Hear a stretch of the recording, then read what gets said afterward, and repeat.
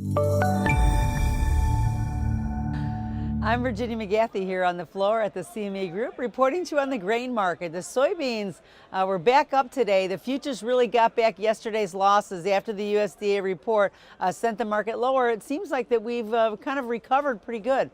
The old crop ending stocks were trimmed somewhat and exports were up. And technically we found a little bit of buying, so it offered some support. The market has stayed well above the $9.40 mark, which really has been kind of like the benchmark for support at this point. So we're well above that, and so maybe the USDA report, monthly report, wasn't as bad as it seems. Harvest is really going to start to ramp up somewhat, and then as we get the numbers, we'll see where we go from there. Now remember that all of the crops really got into the ground later, and so our numbers are going to come later, and so things are just a little bit off kilter for this season.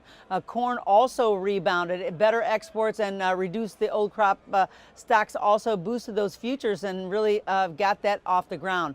That bearish report yesterday kind of was mitigated by that information today. The harvest numbers we're well on our way now to really bring those numbers in and kind of add that to the market. So it should give us a little bit more of an idea on what the yield is going to be. And as those numbers come in, I think that we're going to see that that's going to give some direction to the market.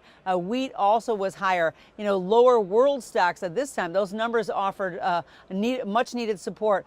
We haven't seen the world stock numbers go down in quite a while, and that's what has really been hampering wheat really for over a year now. Now we know that we had the spring wheat issue earlier in the summer, and it made the market rally to a high that we hadn't seen in quite a while, but it was overtaken by the fact that the world stocks were so high. So the fact that we're starting to reduce those numbers is like helping the market. Now let's not forget that wheat has been oversold for a little while now. We've got a little bit of support, and we've got a couple of days in a row that's given it somewhat of a lift. Hopefully this is the end of that, and as the harvest comes in, we're going to be able to see a little more information to give us some direction as we move into the fall, and then start to think about where the planting for the spring wheat is from last year. So we've got a lot of balls in the air, but I think as we go forward, we're still going to see a lot more volatility.